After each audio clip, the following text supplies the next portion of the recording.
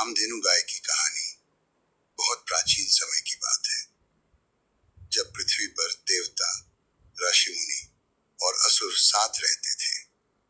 उस समय समुद्र मंथन हुआ, जिसमें अमृत के साथ कई चमत्कारी वस्तुएं निकली। उन्हीं में से एक थी कामधेनु गाय। कामधेनु कोई साधारण गाय नहीं थी, वह स्वर्ग की गाय थी, जिसे इच्छा पूर्ति करने वाली गाय कहा जाता था। उसका शरीर स्वर्ण जैसा चमकता था, आंखों में करुणा और प्रेम झलकता था। वह जो चाहो सोना, अन्न, वस्त्र, फल, फूल सब कुछ देने में सक्षम थी। ऋषि वशिष्ठ को कामधेनु प्राप्त हुई। उन्होंने उसे अपने आश्रम में रखा और उसका अत्यंत प्रेम पूर्वक पालन पोषण किया। कामधेनु ऋषि के यज्ञों में आवश्यक सामग्री, गाय का दूध, घी सब कुछ स्वयं उत्पन्न कर देती। वह ऋषि की सेवा में सदा तत्पर रहती।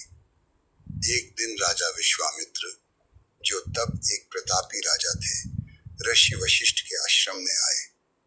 उन्होंने आश्रम में असीम समृद्धि और कामधेनु को देखा। वे चकित रह गए।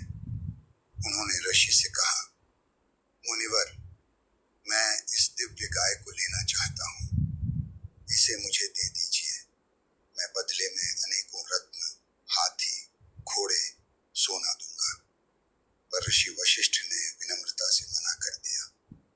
राजन, यह कामधेनु स्वेच्छा से मेरे पास है। यह मेरे यज्ञों का आधार है।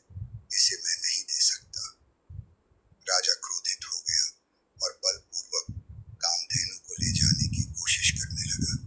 तब कामधेनु ने अपनी दिव्य शक्तियां प्रकट की और अपने शरीर से अनेक योद्धा उत्पन्न किए, जिन्होंने राजा की सेना को परास्त कर दिया।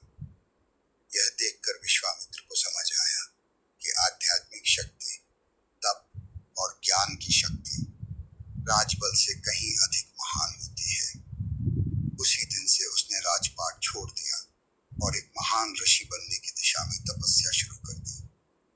कामधेनु गाय सिर्फ चमत्कारी नहीं, श्रद्धा, सेवा और संतोष की प्रतीक है। वह हमें सिखाती है